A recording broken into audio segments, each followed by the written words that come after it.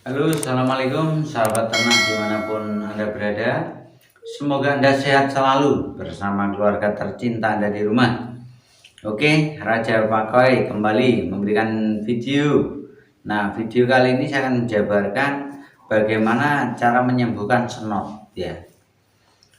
Banyak sekali senot itu penyembuhannya lama ya, karena belum menemukan cara yang pas untuk cara menyembuhkannya. Nah, ini cara simpel ya, cara simpel dan gampang teman-teman lakukan.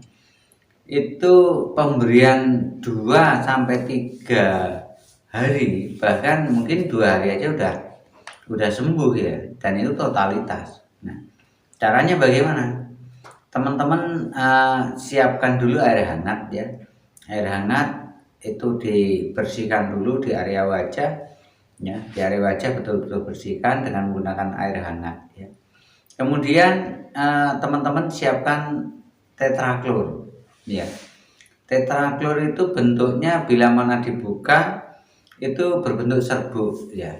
Nah, serbuk itu kita tetekkan pada area mata yang terkena snot ya. Kalau biasanya yang kiri kena, diberikan yang kiri, tetapi seandainya dua-duanya akan lebih bagus karena tidak akan tertular ke bagian kanan ataupun kiri. Nah, itu cara pemberiannya.